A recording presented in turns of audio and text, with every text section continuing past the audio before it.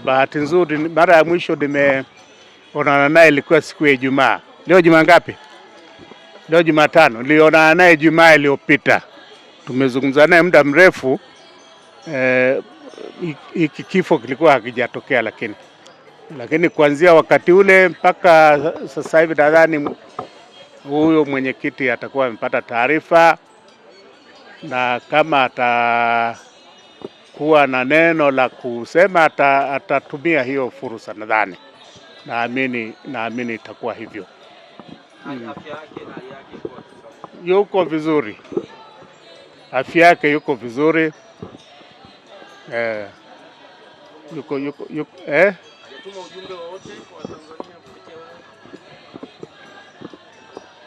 nilivyoenda ile Ijumaa nilikuwa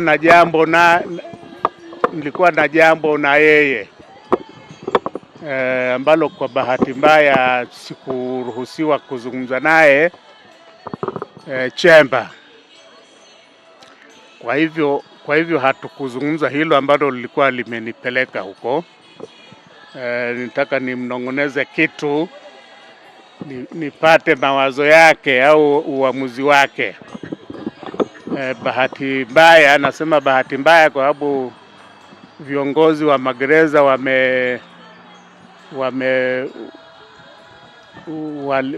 walinizuia mimi nisipate hiyo fursa ya kuzungumza naye chemba kwa faragha. Sheria ya magereza inasema mfungwa au mahabusu wanapozungumza na wakili wake au ndugu mwingine yeyote ambaye amemteua yeye kwamba ndio atakayewasiliana naye katika mambo yake ambayo yamempeleka magereza kule, ana haki ya kuzungumza kifaragha na huyo wakili au huyo ndugu bila kusikilizwa na askari magereza. Sasa ile ujuzi nimeenda, wamesema tutazungumza, lakini na sisi tutasikiliza mnazungumza kitu gani. Nikawaambia hapana, sasa nyinyi mnafanya nini? Hamheshimu hiyo sheria ambayo inaongoza usimamizi wa magereza nchi, sheria ambayo imetungwa na waziri, bahati nzuri waziri wa mambo ya ndani, juu ya habari ya faragha anaostahili mshtakiwa au mfungwa anapozungumzia juu ya mambo yake, sio ya kesi tu. Inawezekana akawa anazungumza mambo ya faragha ya nyumbani kwake, yuko ndani hiyo familia yake, na kwa mfano watoto wanaendaje shule, mambo mengi tu ambayo ana haki ya kupitisha huo ujumbe kwa wale wanaomsuka kule nje kwa faragha. Sijaiweza kwa hiyo nilirudi bila kumwambia hicho ambacho nilitaka nikiseme, na kwa hivyo tutaendelea kama unavyoelewa. Sasa kesi imepanga kuanza kusikilizwa tarehe 9 mwezi wa pili, kuendelea pale ilipokuwa imesimama. Ninachoweza kusema ni hicho. Sheria kusema zimetungwa sisi, sio wewe, unaelewa? Halo,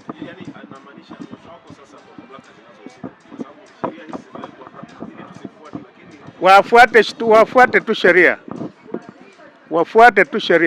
Nani idara ya magereza ni idara ya umma, wale idara ya magereza wanatunza wafungwa, wanatunza na mahabusu, na watunza watu wengine kwa mujibu wa sheria ya magereza. Kuna sheria kuu ambayo imetungwa na bunge, kuna sheria ndogo ambazo zimetungwa na waziri anayehusika mambo ya magereza, ambazo kati ya hizo kanuni ni hiyo kanuni iliyotungwa na waziri wa mambo ya ndani, anaeleza ni kwa namna gani wafungwa watatembelewa na ndugu zao, kwa mfano mawakili watapokeaje barua na kadhalika. Yaani kuna utaratibu wote huo. Sasa hizo sheria zinajitosheleza. Zikifuatwa mambo yatakwenda vizuri.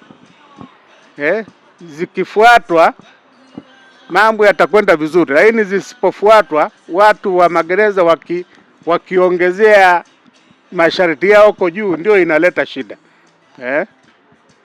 Ndio inaleta shida. Ndicho ninachoweza kukisema na hicho.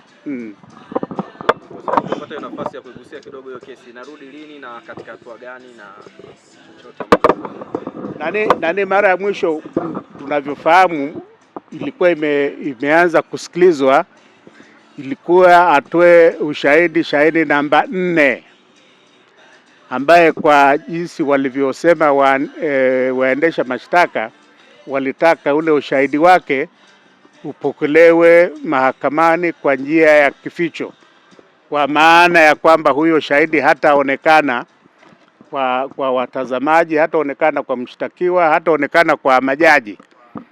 Na huyu mshtakiwa akawa amepinga kwamba huo utaratibu ukoje? Huo utaratibu uko nje ya sheria.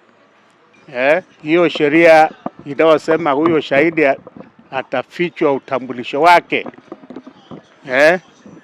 Na kesi ni kubwa kama hiyo, nyinyi majaji mtaiendeshaje hiyo kesi? Mnaambiwa pale nyuma ya boksi kuna nini?